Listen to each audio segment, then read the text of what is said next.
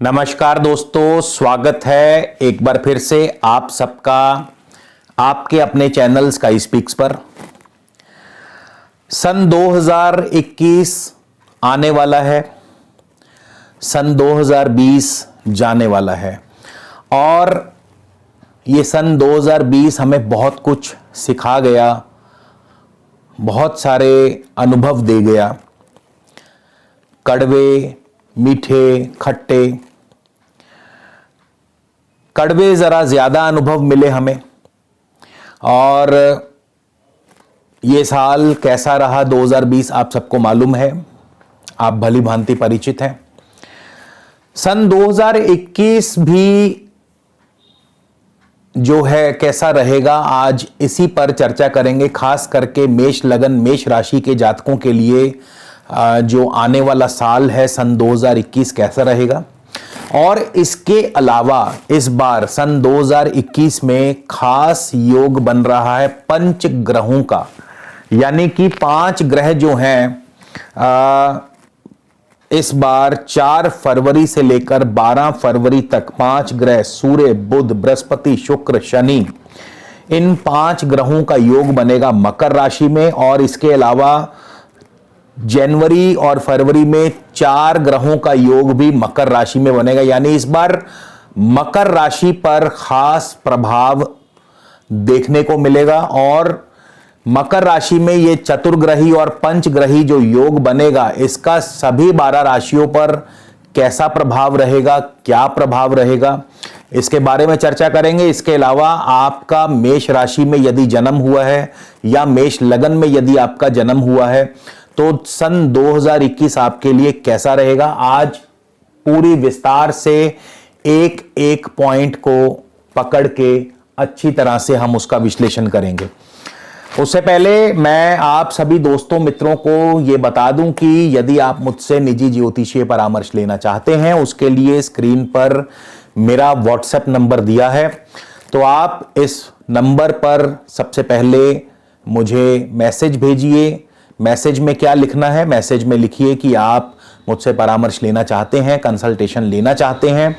क्योंकि निजी परामर्श पर शुल्क लागू है, तो आप सबसे पहले तो परामर्श शुल्क की जानकारी मंगवाइए और यदि आपको उचित लगे तो आगे बढ़कर के आप अपना अपॉइंटमेंट जो है बुक करवा सकते हैं। तो शुरुआत करते हैं मेष राशि की, मेष लगन की। सन 2021 में क्या स्थिति रहेगी। अब एक चीज मैं आपको और बता दूं, ज्योतिष का एक जो गोचर का नियम है, गोचर में भी कई नियम कार्य करते हैं और अगर आप इन नियमों का ध्यान नहीं रखते हैं तो फिर जाहिर है कहीं ना कहीं आप गलती करते हैं और इसी गलती के चलते फिर ज्योतिष शास्त्र जो है इस पर अंगुलियां उठती हैं।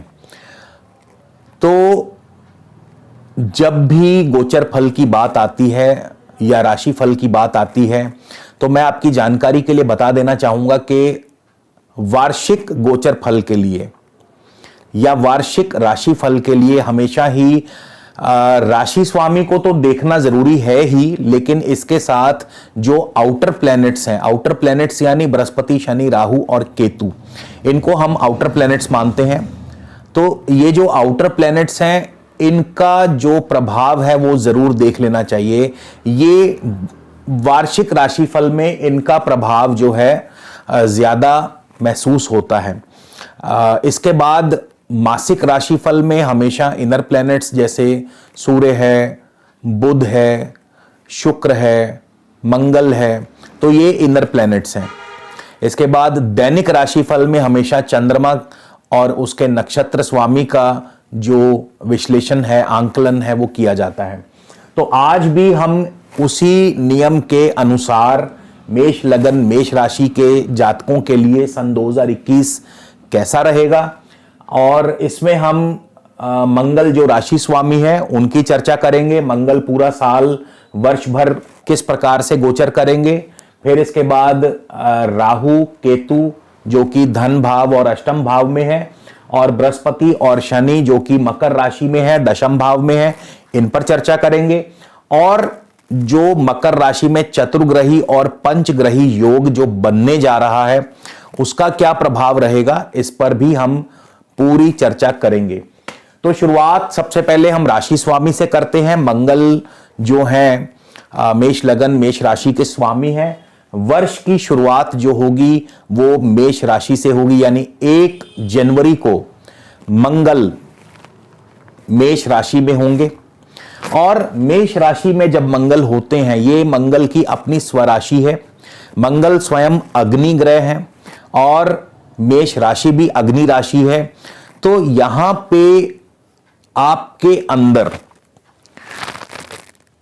नई ऊर्जा, नया जोश पैदा होगा, नए उत्साह पैदा होगा।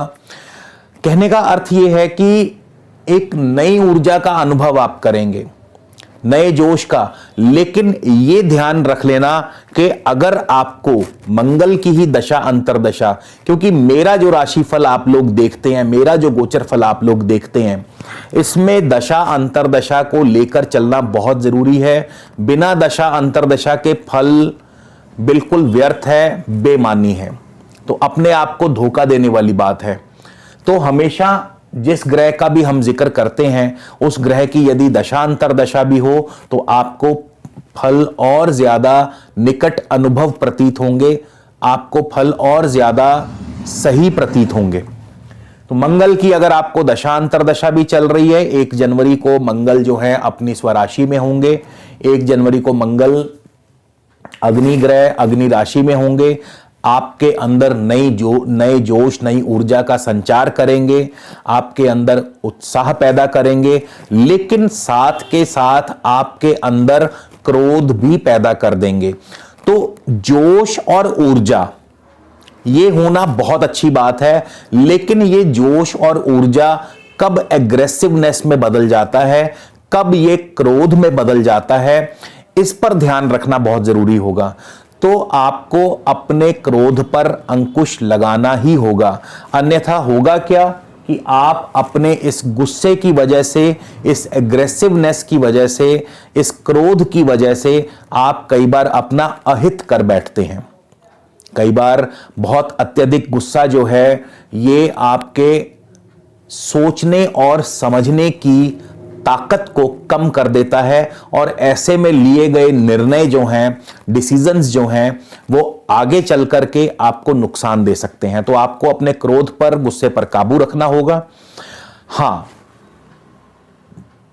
कारोबार के लिए स्थिति जो है थोड़ी सी दौड़ धूप वाली रहेगी। कारोबार जो है उतना बढ़िया नहीं कह सकता, ठीक ठाक चलता रहेगा, गुजारे लायक चलता रहेगा। मंगल बेशक स्वराशि में है। स्वास्थ्य का आपको ध्यान रखना होगा, क्योंकि अत्यधिक क्रोध की वजह से या गलत खान पान की वजह से हो सकता है कि इस पर, स्वास्थ्य पर आपके प्रतिकूल प्रभाव पड़े। मंगल की 4थे भाव पर दृष्टि रहने से परिवार में किसी बात को लेकर के तनाव हो सकता है, और मंगल की 7म भाव पर दृष्टि रहने से पार्टनर के साथ अनबन हो सकती है, पर शत्रु दबे रहेंगे।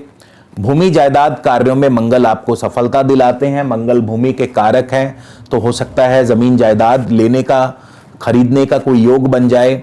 हो सकता है जमीन जायदाद के कार्यों में आपको सफलता मिल जाए। लेकिन मंगल की 4थे स्थान पर दृष्टि, तो वाहन संभल कर चलाना होगा। 7म स्थान पर मंगल की दृष्टि रहने से कारोबार मिलेगा, लेकिन कारोबार अपने प्रयत्नों से मिलेगा, कोशिशों से मिलेगा।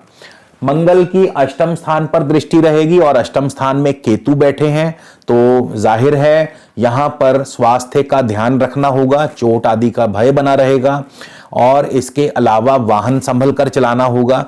तो ये फल 1 जनवरी से जिनको मंगल की दशा अंतरदशा है, मेष लगन या मेष राशि के जातकों के लिए।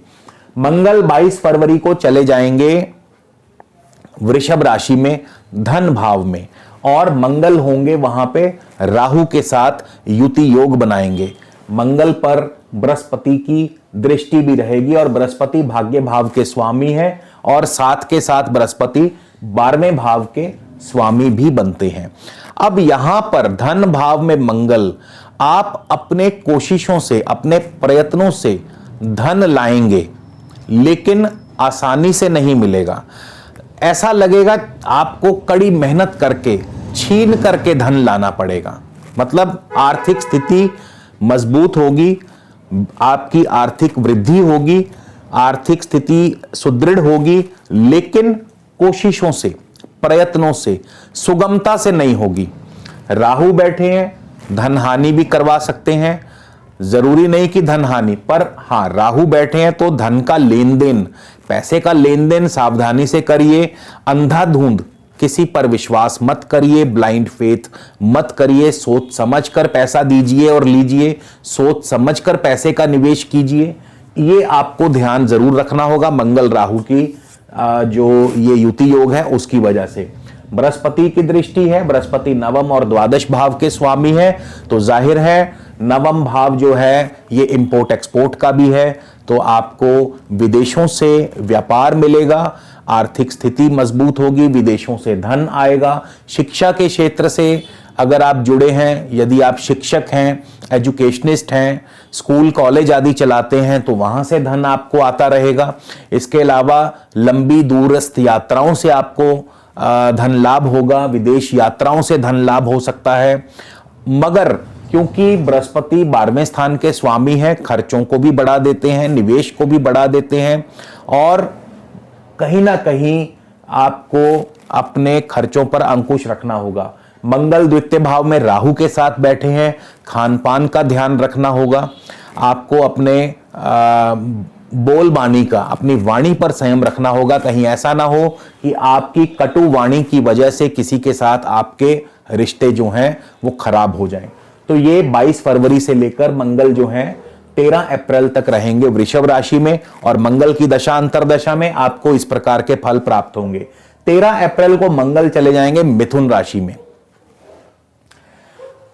मंगल मिथुन राशि में तृतीय भाव में होंगे, और यहां पर मंगल जाहिर है कि आपको दौड़ धूप करनी पड़ेगी व्यर्थ की, क्योंकि ये जो तृतीय भाव है ये छोटी मोटी यात्राओं का है।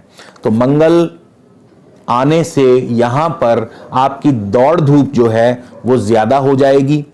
आपको हर काम के लिए भाग दौड़ करनी पड़ेगी, आसानी से कार्य नहीं बनेंगे, डबल एफर्ट्स करने पड़ेंगे, मेहनत करनी पड़ेगी। तृतीय स्थान में मंगल किसी ना किसी निकट भाई बंधु से झगड़ा भी करवा सकते हैं, किसी छोटे भाई बंधु से अनबन हो सकती है। मंगल यात्रा में भी असुविधा पैदा कर सकते हैं। मंगल की छठे भाव पर दृष्टि रहने से नौकरी में किसी सहकर्मी के साथ अनबन हो सकती है, नौकरी में दिक्कत आ सकती है।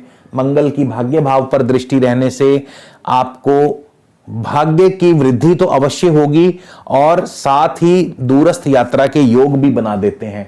मंगल की दशम भाव पर दृष्टि रहने से कारोबार अपेक्षाकृत कम रहेगा, इतना नहीं रहेगा। मंगल की दृष्टि रहने से कारोबार अपेक्षाकृत कम रहेगा, या ज्यादा एफर्ट्स करने पड़ेंगे। यह भी हो सकता है कि आपकी नौकरी, आपकी प्रमोशन में भी मंगल की वजह से कोई रुकावट पैदा हो जाए। 2 जून को मंगल आपके चतुर्थ भाव में होंगे। अभी हम मंगल की बात कर रहे हैं तो दशा अंतरदशा भी मंगल का ही ध्यान रखनी होगी, यानी दशा अंतरदशा भी अगर मंगल की चल रही है। 2 जून को मंगल चौथे स्थान में चतुर्थ भाव में होंगे। ये स्थान जो है ये सुख स्थान है, और मंगल एक क्रूर ग्रह, अग्नि ग्रह, देखिए ये जल राशि है। जो चतुर्थ भाव में कर्क राशि है ये जल राशि है, मंगल अग्नि ग्रह है।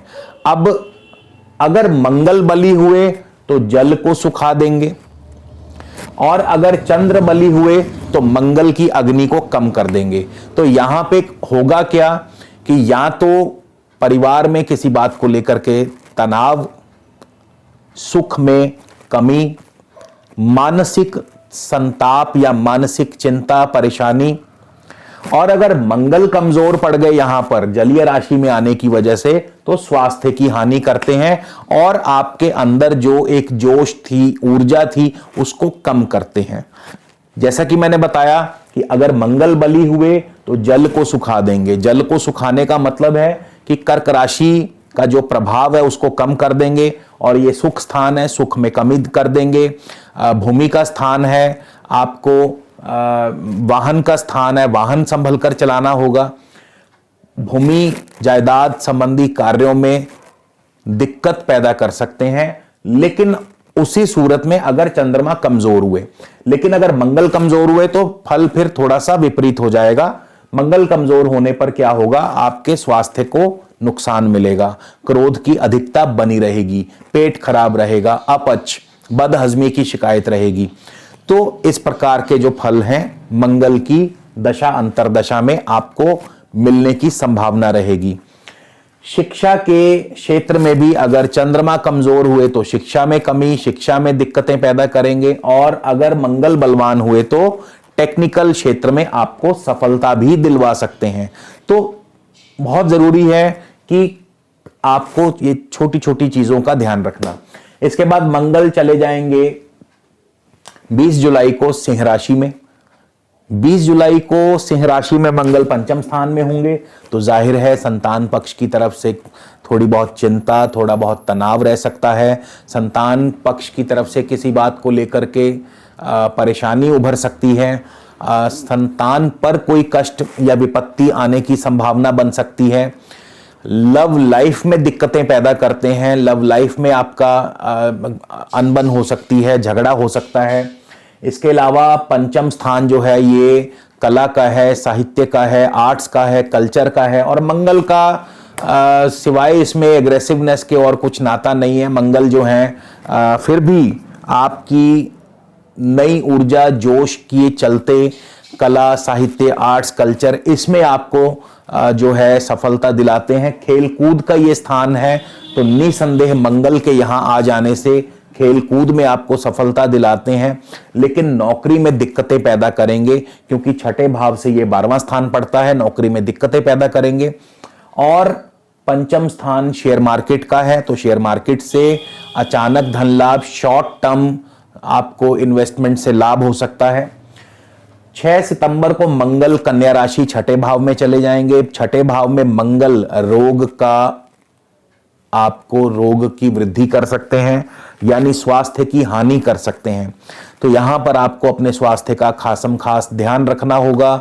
नौकरी में दिक्कतें पैदा कर सकते हैं, किसी सहकर्मी के साथ अनबन हो सकती है, बॉस आपसे नाराज हो सकते हैं। हालांकि खेल कूद में, प्रतियोगिताओं में आपको सफलता दिलाते हैं, शत्रु आपसे दबे रहेंगे। इसके अलावा छठा भाव ऋण का है, तो ऋण की सुविधा आपको दिलवा सकते हैं।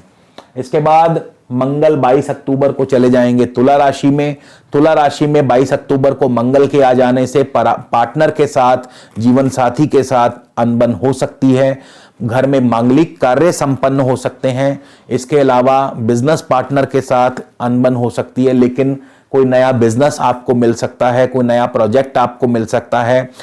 किसी के साथ वाद विवाद मत कीजिएगा, लिटिगेशन में आ सकते हैं, कोर्ट केस में फंस सकते हैं, या कोई पुराना कोर्ट केस उभर सकता है। शत्रु आपको परेशानी दे सकते हैं। मंगल वृश्चिक राशि में चले जाएंगे 5 दिसंबर को, और फिर इस साल के अंत तक मंगल वृश्चिक राशि में रहेंगे। केतु के साथ युति योग बना रहे हैं यहां पे, तो जाहिर है मंगल के साथ जो केतु का युति योग होगा अष्टम स्थान में, ये कतई स्वास्थ्य के लिए अच्छा नहीं है। कारोबार धीमा करता है, कारोबार में दिक्कतें, कार्यों में विघ्न और बाधाएं पैदा करता है। आपको चोट आदि, दुर्घटना आदि का भय बना रहेगा, धन हानि की संभावना हो सकती है। तो इस प्रकार का मंगल का जो पूरा फल है राशि स्वामी मंगल का 2021 में रहेगा। अब हम बात करेंगे मंगल के साथ साथ अगर आपको राहु की दशा अंतरदशा भी चल रही है, क्योंकि राहु आपके धन भाव में बैठे हैं और यहां पर अभी राहु पूरा साल रहेंगे और पूरा साल ही यहां पर अपना प्रभाव जो है देते रहेंगे।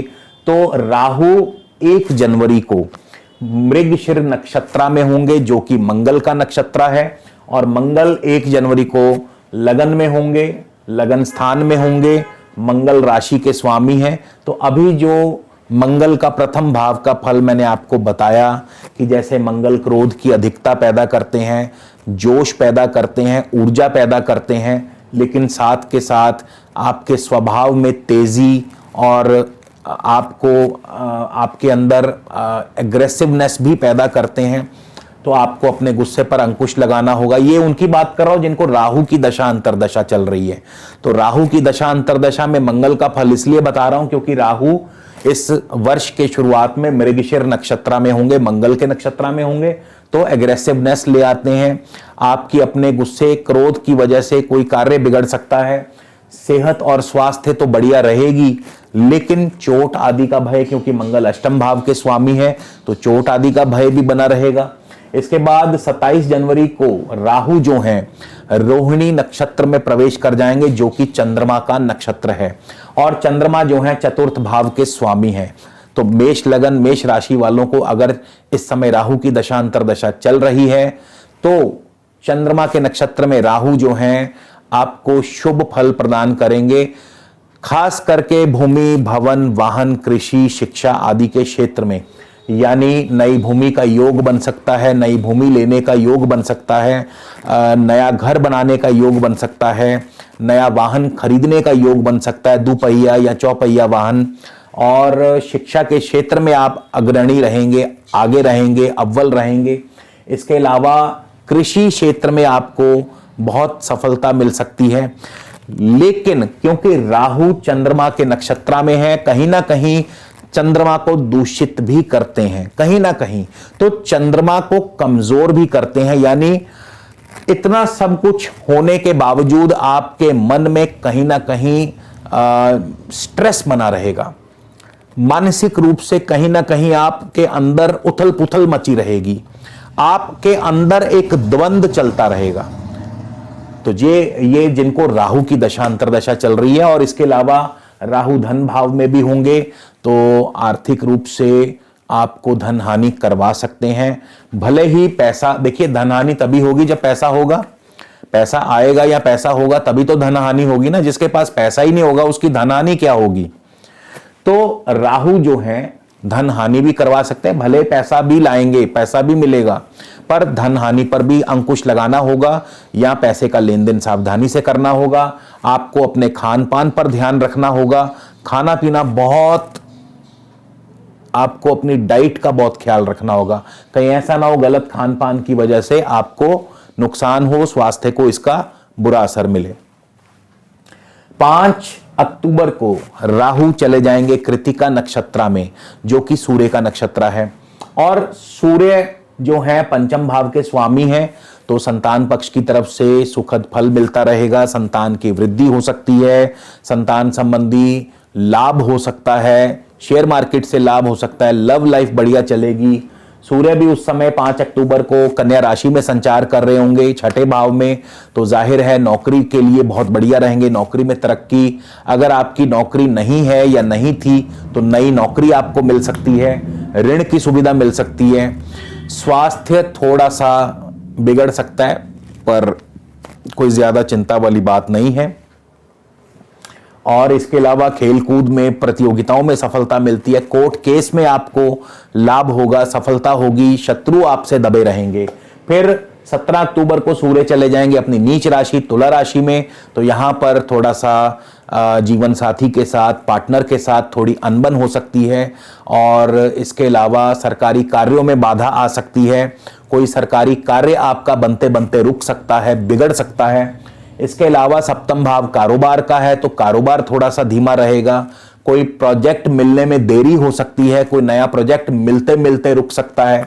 तो इस प्रकार के फल। फिर 5 दिसंबर को, जी हां 17 अक्टूबर के बाद, माफ कीजिए जी 16 नवंबर को, मैं गलती कर गया, हाँ 16 नवंबर को सूर्य अष्टम स्थान में चले जाएंगे, और सूर्य अष्टम स्थान में यहां पर थोड़ा सा स्वास्थ्य का आपको ध्यान रखना होगा, चोट आदि का भय, नुकसान, पिता पक्ष की तरफ से चिंता, परेशानी, धन हानि के योग बन सकते हैं, कारोबार में नुकसान हो सकता है। तो कुल मिलाकर के अष्टम भाव में सूर्य जो है इस प्रकार का फल। संतान की तरफ से चिंता हो सकती है, लव लाइफ में दिक्कतें आ सकती हैं, लव लाइफ में गड़बड़ हो सकती है, शेयर मार्केट में नुकसान हो सकता है। तो इस दौरान आपको इन चीजों का खास ध्यान रखना होगा।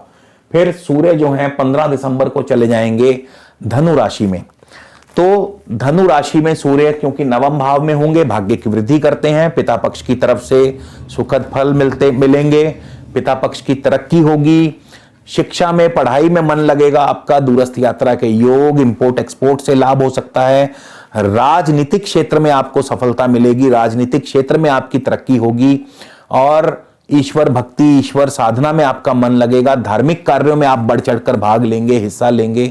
तो ये सब फल जिनको भी राहु की दशा अंतर्दशा चल रही।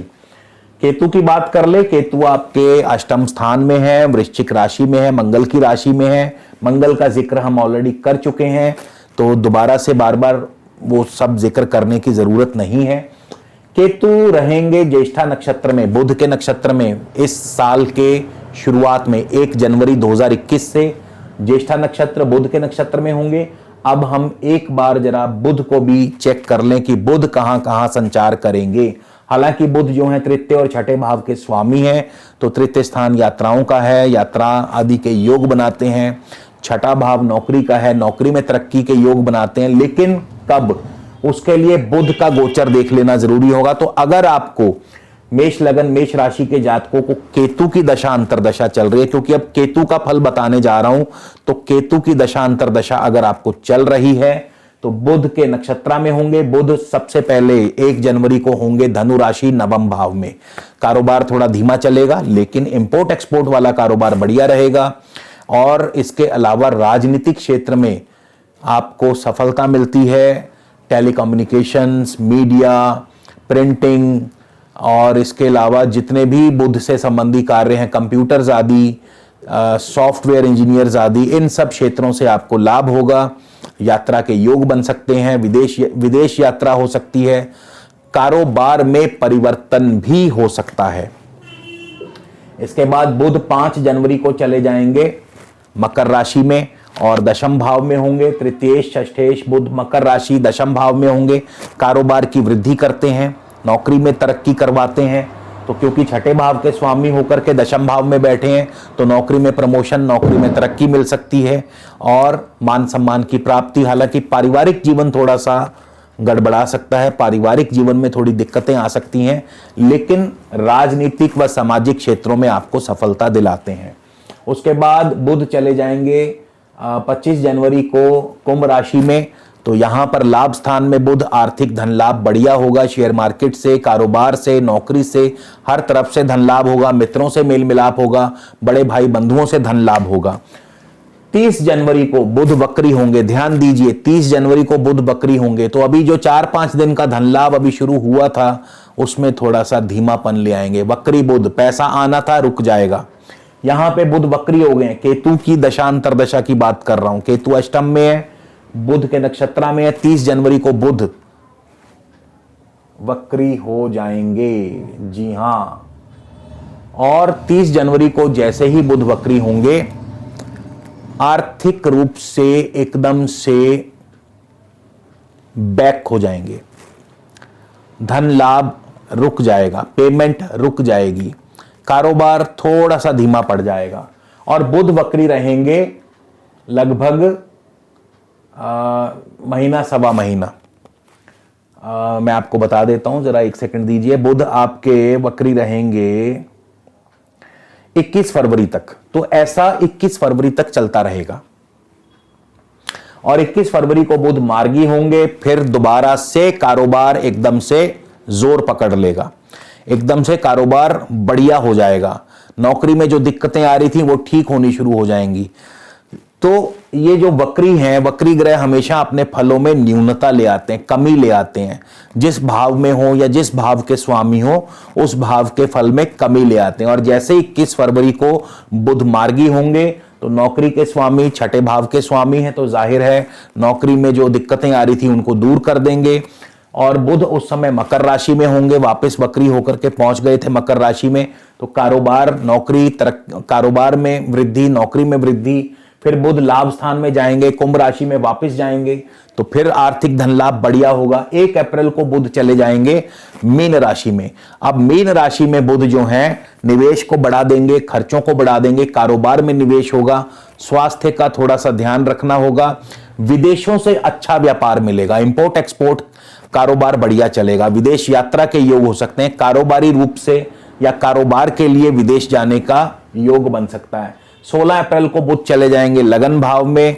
यहां पर बुध आपको अपनी बुद्धि के बल पर, अपनी चतुरता के बल पर धन लाभ करवाएंगे, नया कारोबार मिलेगा।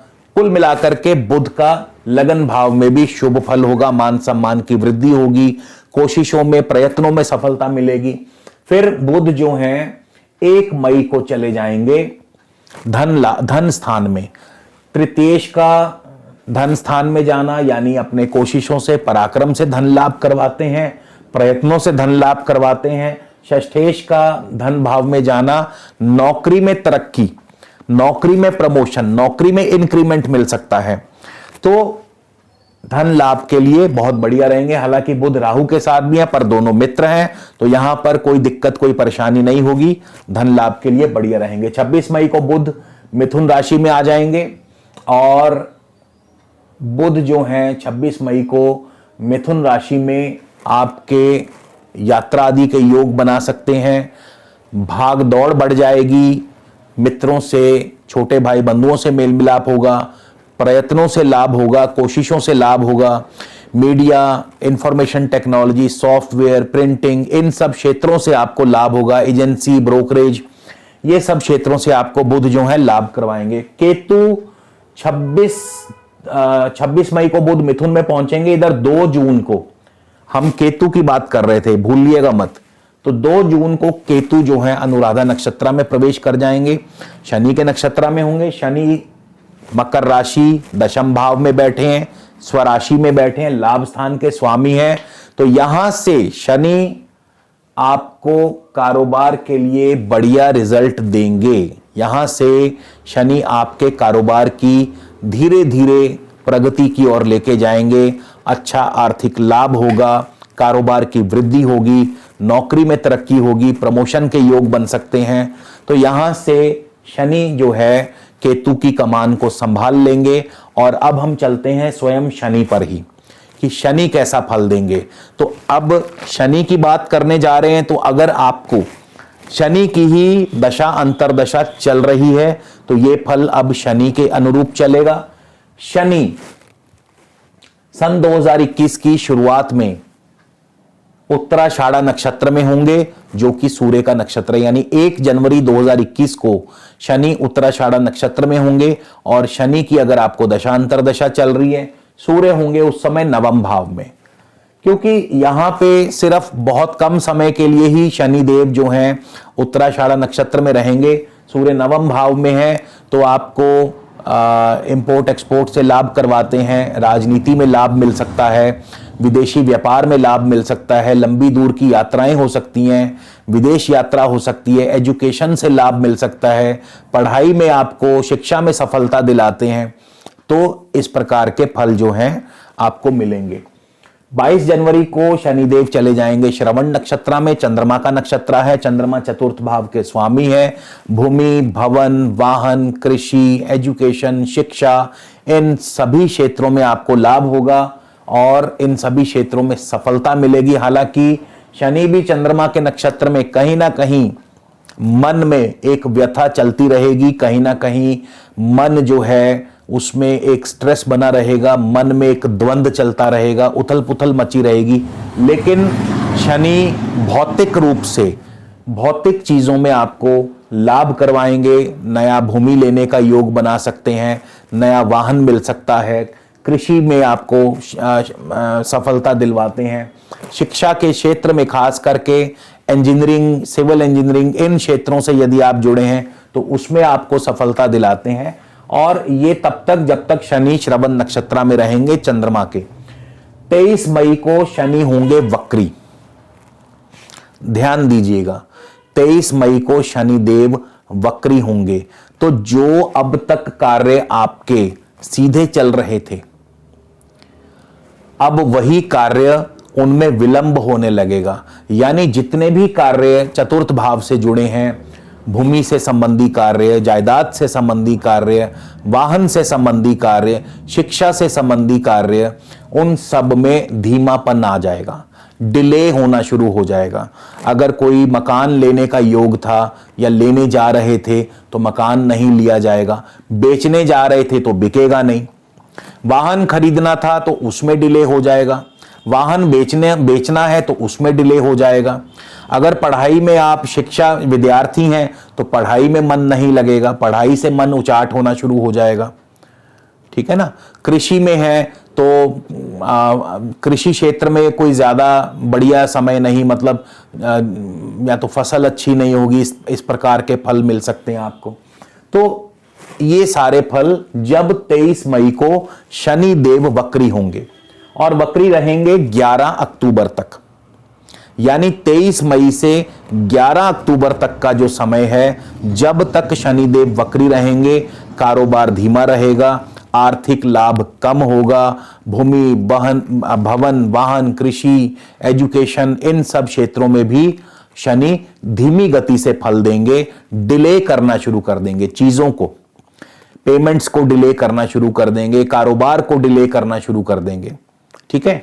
11 अक्टूबर को शनि मार्गी होंगे तो फिर सब कुछ वैसा ही पहले जैसा, और वही फल, क्योंकि अभी शनि श्रवण नक्षत्र में रहेंगे, नक्षत्र से बाहर नहीं निकले हैं, तो वही फल जो चतुर्थ भाव से संबंधी है, दशम भाव से संबंधी है, लाभ स्थान से संबंधी है, यानी आर्थिक धन लाभ भी वैसे ही होने लग जाएगा, कारोबार भी फिर से वैसे ही चलने लग जाएगा। तो ये जो बीच की स्थिति आएगी, जब तक शनि वक्री रहेंगे तब तक ये स्थिति जो शनि की है, कारोबार की है, वो रहेगी, धीमापन रहेगा। तो शनि की बात होगी। अब आखिर में बचते हैं हमारे पास बृहस्पति। बृहस्पति की बात कर ली जाए तो बृहस्पति देव जो हैं 1 जनवरी को उत्तराषाढ़ा नक्षत्र में होंगे, सूर्य के नक्षत्र में। तो लगभग शनि और बृहस्पति क्योंकि एक ही राशि में है तो इनके नक्षत्र भी एक ही नक्षत्र में लगभग ये संचार करेंगे, जब तक कि एक दूसरे से दूर ना चले जाएं। तो बृहस्पति भी उसी भांति, क्योंकि सूर्य के नक्षत्र में है, तो महीने और जिनको बृहस्पति की दशा अंतरदशा चल रही है, अब ये उनके लिए बता रहा हूं। तो अगर आपको बृहस्पति की दशा अंतरदशा चल रही है तो क्योंकि बृहस्पति उत्तराषाढ़ा नक्षत्र में है, सूर्य के नक्षत्र में है, सूर्य नवम भाव में है, तो पिता से सुख मिलता है, पिता की तरक्की होगी, पिता से लाभ होगा। नवम भाव हायर एजुकेशन का है तो हायर एजुकेशन से लाभ होगा। नवम भाव धार्मिक कार्यों का है, धर्म का है, धार्मिक कार्यों में मन लगेगा, धर्म के प्रति आपकी रुचि बढ़ेगी। नवम भाव इंपोर्ट एक्सपोर्ट का है तो वहां से लाभ होगा। नवम भाव यात्राओं का है तो यात्राओं से लाभ होगा, यात्राएं होंगी। तो नवम भाव से इस प्रकार से, क्योंकि बृहस्पति भी शुभ है, सूर्य भी शुभ है। उसके बाद बृहस्पति चले जाएंगे 7 जनवरी को श्रवण नक्षत्र में, चंद्रमा के नक्षत्र में। तो यहां पे वही फल जो शनि दे रहे थे अब बृहस्पति भी देना शुरू कर देंगे, लेकिन उनको जिनको बृहस्पति की दशा अंतरदशा चल रही है।